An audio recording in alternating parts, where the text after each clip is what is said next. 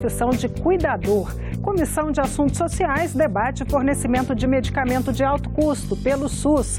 Em audiência pública, especialistas discutem impacto ambiental em Bonito, Mato Grosso do Sul.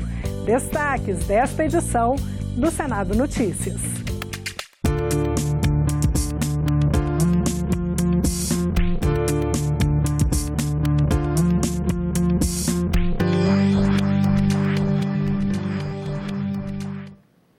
Olá, boa noite. Segue para a sanção presidencial a regulamentação da profissão de cuidador, que foi aprovada no plenário do Senado nesta terça-feira. Os senadores aprovaram o projeto que regulamenta a profissão de cuidador no país. O texto reconhece 4 tipos de cuidadores: cuidador de pessoa idosa, cuidador infantil, cuidador de pessoa com deficiência e cuidador de pessoa com doença rara. Entre outros pontos, o texto determina que esses profissionais deverão ter um ensino fundamental completo e curso de qualificação na área, idade mínima de 18 anos, bons antecedentes criminais e atestados de aptidão física e mental. Além disso, proíbe que eles administrem medicação não oral e que não tenha sido orientada por prescrição médica. A proposta vai à sanção presidencial. O plenário também aprovou a divulgação dos nomes de todos os beneficiários de renúncias de receitas da União. A proposta já havia sido aprovada no ano passado. Faltava os senadores decidirem se as pessoas físicas seriam preservadas ou não. A maioria foi a favor da publicação de informações sobre desonerações concedidas somente a pessoas jurídicas. Hoje as desonerações realizadas pelo poder público, governo federal e governos estaduais, não há necessidade da divulgação desses dados. Isso é uma regra básica de transparência. O Estado brasileiro concede por ano algo em torno de 400, senador Plínio e senador Cajuru, o número é este, algo em torno de 400 bilhões de reais de desonerações. E a sociedade brasileira não tem direito de saber para onde vai este dinheiro. Os senadores também aprovaram a criação da Política Nacional de Incentivo à Ovino-Caprinocultura e também a proposta que dispõe sobre a organização judiciária do Distrito Federal e dos territórios. A Comissão de Assuntos Sociais discutiu nesta terça-feira a obrigatoriedade de o poder público fornecer medicamentos de alto custo pelo SUS. A questão vai ser julgada amanhã pelo Supremo Tribunal Federal. A saúde pública no Brasil virou questão judicial. Foram quase 500 mil processos abertos em primeira instância entre 2007 e 2017, um aumento de 130% no período. O fornecimento de medicamentos pelo poder público está entre as causas das demandas judiciais. Durante a audiência na Comissão de Assuntos Sociais, representantes de associações de pessoas com doenças raras cobraram a incorporação de medicamentos de alto custo ao SUS e pediram sensibilidade dos ministros do Supremo Tribunal Federal, que devem julgar se esses remédios serão disponibilizados pelo poder público. O resultado dessa audiência seja comunicado de alguma forma formal ao STF, pois o STF ouviu os governadores e eles levaram a posição deles e a gente ainda não foi ouvido. A gente ainda está com muito medo. Muito medo, porque não temos certeza se esses ministros vão ter essa sensibilidade de ver a especificidade da doença rara, a dificuldade que é vivenciada por cada um que está aqui. Para que um medicamento seja fornecido pelo SUS, ele precisa de registro na Agência Nacional de Vigilância Sanitária. E a Conitec, que é a Comissão Nacional de Incorporação de Tecnologias, tem que recomendar esse fornecimento. Toda essa burocracia foi questionada. O custo em si, por si só, não é um impeditivo para a incorporação, né? Nós já temos alguns exemplos disso. O que tem que funcionar é a Conitec. O Brasil investe mal em diversas áreas. Ou quando investe, mas a vida tem que ser a prioridade. O representante do Ministério da Saúde defendeu uma renovação no modelo de gestão. Nós temos problemas de gestão, sim, porque a máquina brasileira ela é emperrada. É difícil você tem uma série de quesitos, compra de medicamento, o tempo que você leva para licitar, para poder buscar o laboratório, para fazer... Tem um trâmite que realmente a gente tem que encontrar uma forma do Estado brasileiro se reformar, para dar mais agilidade a essas questões. Achar que o medicamento, por ser de alto custo, ele vai custar muito para o país, pronto, acabou. Não, porque a falta dele pode ser muito mais devastadora. Agora, com esse julgamento e tudo que a gente tem aí, né, de pauta, a questão da Previdência, da cláusula 195, tudo isso é uma escuridão, é uma perda de esperança, uma perda de vida. Se há um ano atrás eu tivesse tido diagnóstico, tivesse sido medicado, eu não estaria com meu carrinho, minha bengala, tá certo? E se eu não tomar essa medicação, que é por volta de 450 mil euros, eu não tenho esse dinheiro, pode ser que ano que venha eu não esteja aqui fazendo o meu testemunho. A CPI de Brumadinho, que investiga as causas da tragédia provocada pelo rompimento de uma barragem de rejeitos da Vale, na cidade mineira de Brumadinho, ouviria hoje o depoimento de 3 funcionários da empresa. Mas logo no primeiro depoimento, a presidente da comissão, senadora Rose de Freitas, decidiu interromper as oitivas. Segundo ela, os depoentes não estão colaborando com as investigações. Os senadores aprovaram um requerimento para que sejam feitas acariações entre os funcionários da empresa. Sessão após sessão, convivendo com a decisão de um habeas corpus pelo Supremo, de que todos os depoentes que agora são testemunhas naquela tragédia de Brumadinho, eles vêm revestidos de habeas corpus, com o direito de permanecer em silêncio, não permanecem, mas não com o intuito de falar a verdade, ao contrário. Eles falam, mesmo com habeas corpus que dá direito de permanecer em silêncio, não produzir prova contra si mesmo, tudo legítimo. O que não dá para ser legítimo é achar que nós não estamos fazendo um atestado de idiotia. Porque se eles falam o que querem. Vamos fazer a cariação para concluir esse relatório e, se Deus permitir, a consciência de alguns chegar ao relatório final encontrando os culpados por essa tragédia. E o relator da CPI de Brumadinho, senador Carlos Viana, disse que já tem instrumentos jurídicos para pedir o indiciamento de funcionários da Vale pelo rompimento da barragem. Segundo o senador, a Comissão Parlamentar de Inquérito possui provas técnicas que apontam os responsáveis pelo desastre. O relatório final deve ser apresentado no dia 2 de julho. A Comissão de Assuntos Econômicos aprovou o projeto que proíbe a cobrança de taxa de religação de serviços públicos, como, por exemplo, a energia elétrica.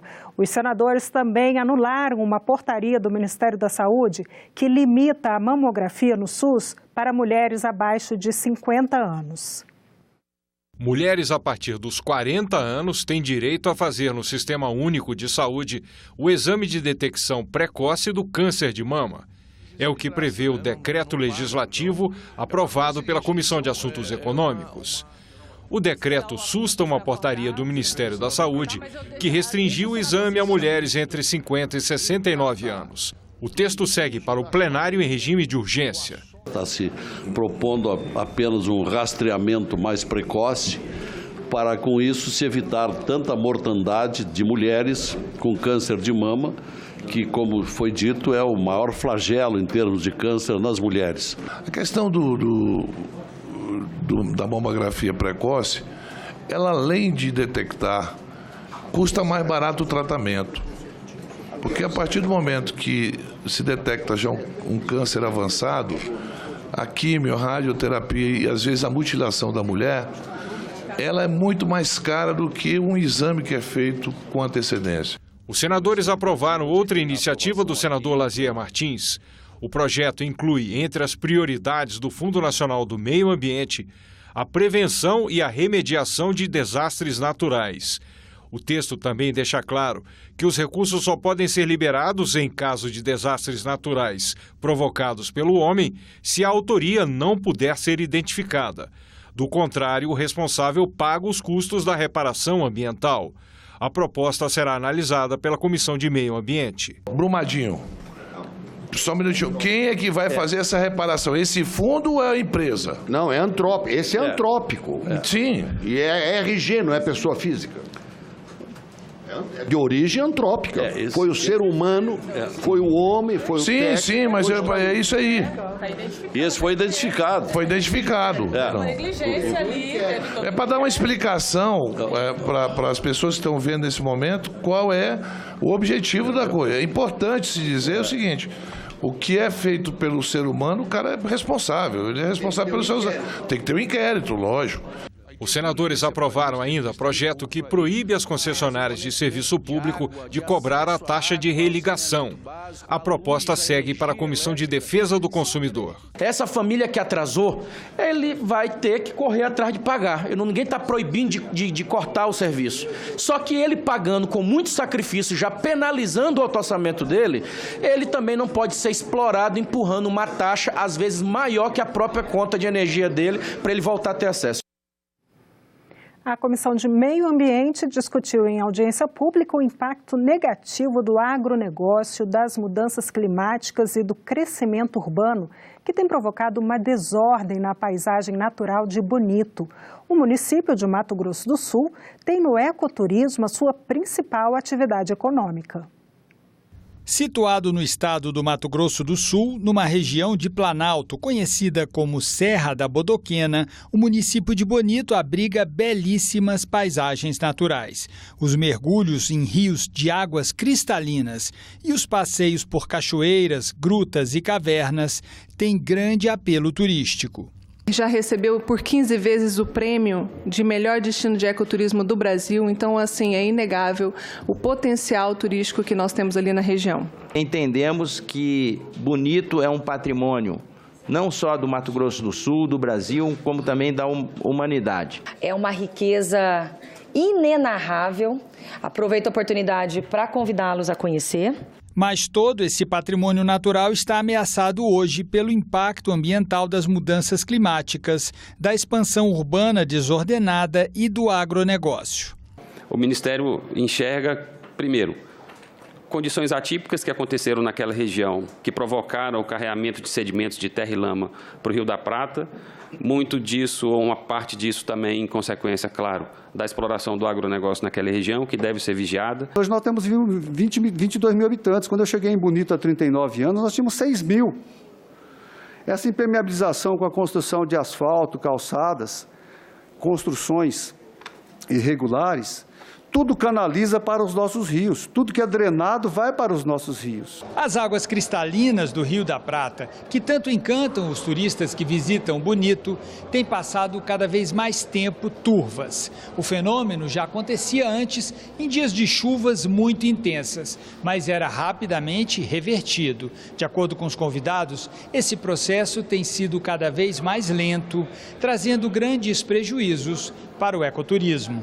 O representante do Ministério da Agricultura apontou o que deve ser feito pelos que exploram o agronegócio na região para reverter esse impacto. O compromisso do setor agropecuário brasileiro para o cumprimento das metas do Acordo de Paris leva em conta a implementação do Plano da Agricultura de Baixa Emissão de Carbono, que nas suas tecnologias tem a integração lavoura-pecuária-floresta, o sistema de plantio direto, a recuperação de pastagens degradadas, que por si, vou citar só essas três, são importantes mecanismos de conservação do solo, de fixação da terra naquele local. A nossa intenção seria, e a gente espera que isso possa acontecer, identificar os problemas e, mais do que isso, apontar soluções.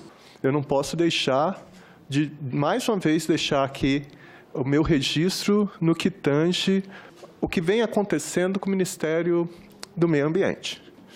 Já era uma proposta pré-campanha de acabar com o Ministério do Meio Ambiente. Isso não foi feito, mas agora o Ministério do Meio Ambiente está sendo desconstruído. E isso merece uma reflexão. Os cuidados com as pessoas com deficiência e com doenças raras estão na pauta desta quarta-feira na Comissão de Assuntos Sociais. Em discussão, mudanças nas pensões por morte e no imposto de renda.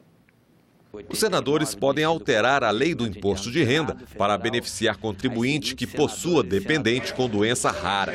Hoje, o benefício por dependente é de R$ 2.275. A proposta é dobrar esse valor. A senadora Juíza Selma quer mais. Propôs emenda para garantir que essas famílias não paguem o imposto de renda. A decisão está com a relatora, que na semana passada leu e aprovou o projeto original do senador Flávio Arnes. Entendemos que a proposição deve ser aprovada, uma vez que reconhece a situação de dificuldade que as famílias com pacientes com doenças raras enfrentam no Brasil, principalmente em função das deficiências do Sistema Único de Saúde. Já o senador Romário quer ampliar a duração da pensão por morte, nos casos em que um pensionista tenha sido companheiro de pessoa com deficiência. Hoje, os prazos variam de 3 a 20 anos, dependendo da idade do beneficiário. Com a mudança, todas as faixas de idade seriam ampliadas em 5 anos. O autor da proposição sustenta, com muita razão, em sua justificação, que o cônjuge ou companheiro de pessoa com deficiência é obrigado a postergar seu ingresso no mercado do trabalho ou se retirar dele para oferecer o necessário apoio a essa pessoa. Mesmo se mantendo no mercado, muitas vezes, acabam de deixar de assumir melhores oportunidades de colocação para atender, enfim, ou cuidar do cônjuge. A legislação do saneamento básico no Brasil poderá passar por mudanças, caso uma medida provisória seja aprovada. O senador Tasso Gereissati, relator da matéria, fala sobre o assunto com a jornalista Renata de Paula. Olá! Medida provisória que muda a legislação sobre saneamento básico no Brasil foi aprovada em comissão e ainda vai a plenário. Nós vamos conversar sobre o assunto com o senador Tasso Gereissati, do PSDB do Ceará, que foi o relator da matéria na comissão da medida provisória. Seja bem-vindo, senador. Muito obrigado, foi um prazer. Senador, foram 501 emendas, das quais o senhor acatou mais de 90. Um dos maiores desafios que o senhor teve no parlamento até hoje? Um dos maiores, não digo o maior não, mas um dos maiores. Afinal de contas, eu já estou aqui há muito tempo, né? E então mas sem dúvida nenhuma, é um dos maiores e muita pressão de todos os lados e uma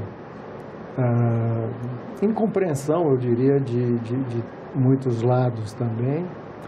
Ao mesmo tempo, o desafio que para mim foi um dos temas talvez o mais importante que eu tenha tido a relatada e a oportunidade de defender e discutir.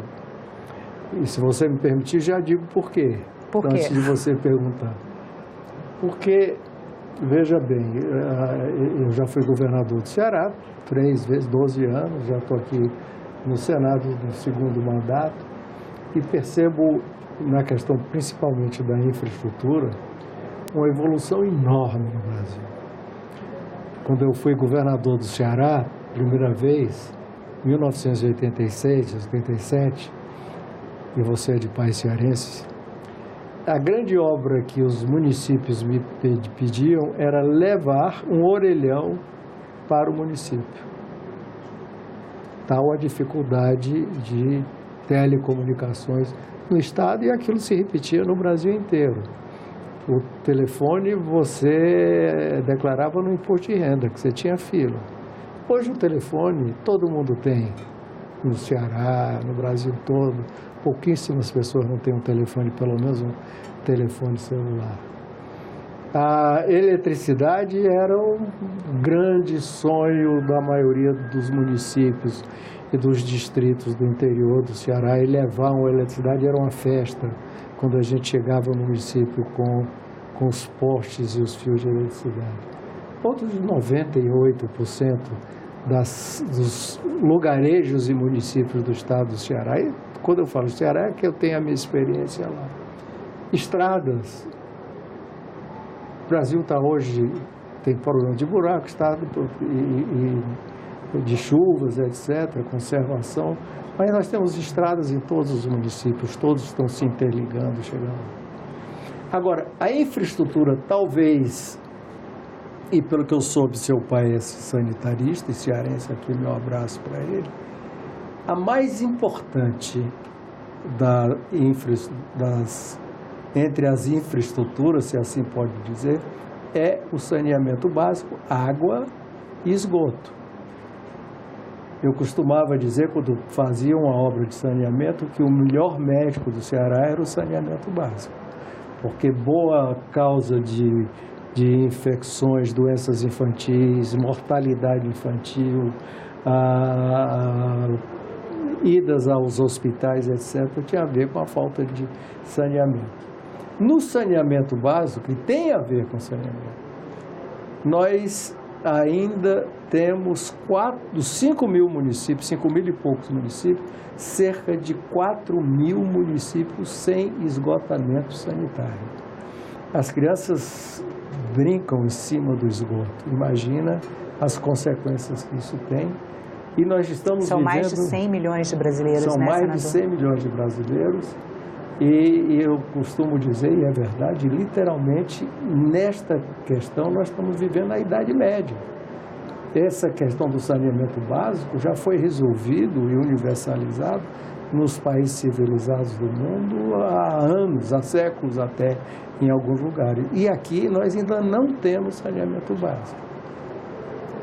Qual é a grande virtude desta, que eu também concordo, que veio como medida provisória, mas era o melhor que viesse com projeto de lei, apesar da urgência. E, na verdade, o que foi aprovado nem foi a medida provisória, né? Com tantas alterações, ele se torna um projeto de lei de conversão, né? É de mexer nisso, não deixar como está. Fazer um marco regulatório que vai ter a ANA, que é a Agência Nacional de Águas, como agente regulador de todo o projeto nacional, de todos os pré-requisitos essenciais, como deve ser feito, a qualidade, a quantidade, enfim, definir os parâmetros principais e trazer para o setor recursos, novos recursos. Evidentemente que até agora, e aqui não vai nenhuma crítica às empresas estaduais de saneamento básico, muitas delas boas empresas, mas o sistema não funcionou. Tanto não funcionou que nós estamos vivendo, como eu disse, na Idade Média.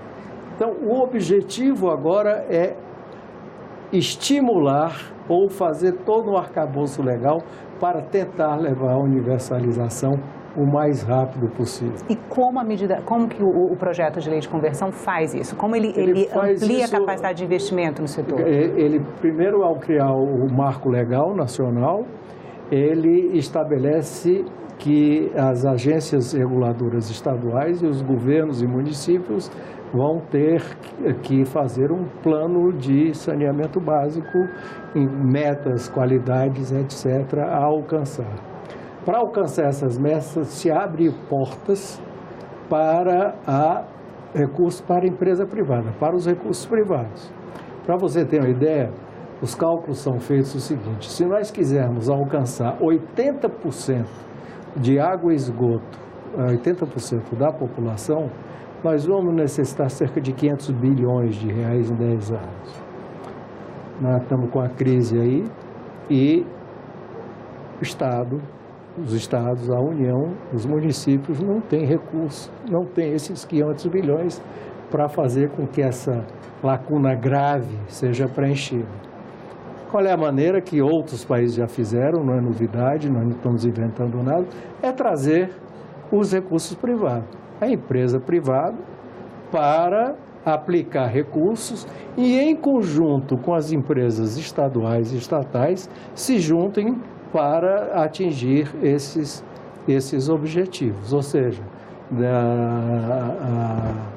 se o dinheiro público não é o suficiente, vamos trazer o dinheiro privado e o dinheiro privado ajudar através de colocação de metas, incentivos e facilidades para que se alcance esse objetivo. Senador, essa é a ideia básica. Quem é que vai investir num município de baixa renda, pequena população? Até hoje, ninguém. Ninguém investiu, né? Ninguém investiu. Existe uma falsa argumentação que tenta distorcer um pouco que vão ver a empresa privada e só vai para as capitais, só vai para os... Bom, na verdade, até hoje só foi para as capitais e os municípios ricos. Os municípios pequenos e pobres nunca foi ninguém. O que é que nós estamos fazendo com esse projeto? Nós colocamos uma série de condições e que a empresa privada ou pública que quiser ter determinado ou competir em determinado bloco ou licitação, se pega o que se chama, nessas instituições, se tem que chamar de filé, tem que pegar o osso também. Por exemplo, essa foi uma expressão usada em todas as audiências públicas da medida provisória. E sempre, para quem escutava a audiência pública, parecia que todos os municípios brasileiros, pequenos e pobres, tinham saneamento básico. Até água tem em boa parte dos lugares, mas esgotamento sanitário, esgoto com tratamento, porque é raríssimo, não é pouco, não é raro. Município pequeno que tem esgotamento sanitário, né? É raríssimo. Então, qual é a ideia? Por exemplo, se eu entro em empresa privada, por exemplo, para disputar no meu estado, que eu conheço bem, estou dando como exemplo, e quer se candidatar a pegar a área metropolitana de Fortaleza. Então, o governo local estabelece com os municípios um tipo de licitação que nós abrimos aqui na proposta, que diz o seguinte: quem levar a área metropolitana de Fortaleza, que teoricamente seria o filé, vai ter que levar, por exemplo, a região dos Inhamuns, que é uma região muito pobre, no coração do semiárido. De maneira que qualquer área que fosse central e de interesse, por ser altamente lucrativa, em contrapartida uma área que fosse menos rentável em função que tivesse menos escala, etc. Mesmo assim, existem tecnologias hoje que você não precisa nem ser interligado ao sistema. Tem interligados que você faz sistemas autônomos em pequenos municípios e municípios mais pobres que têm uma tecnologia diferente e não necessariamente estão ligados para dar escala ao sistema ou outro sistema que seria mais rentável. Até hoje não tem nenhuma lei que obrigue ou que estimule a que esses municípios sejam atendidos. E eles não são atendidos. E o senhor acredita que o projeto vai estimular? Eu não tenho o objetivo do projeto é esse. O importante é que ele não exclui as empresas estaduais. Se você, por exemplo, se o governador do estado, junto com os municípios, achar que sua empresa está sendo eficiente, e além de eficiente, está atendendo, está universalizando, atendendo os lugares mais pobres, que, de novo, atender os lugares mais ricos é fácil, difícil é se atender os lugares mais pobres. Se a sua empresa estadual está cumprindo isso, ótimo, ela fica e continua e não precisa nem abrir concorrência ou licitação, porque está. Se não, se esses dois objetivos, que é a qualidade nos serviços e atendimento a toda a população, não for atendido, você recorre não à iniciativa privada, você concorre a uma licitação e que uma empresa privada pode vir para concorrer com a empresa pública. Senador, muito obrigada pela entrevista. E nós ficamos por aqui. Você pode rever as reportagens desta edição na nossa página na internet, senado.leg.br/TV. Muito obrigada pela companhia. Continue sintonizado aqui na TV Senado.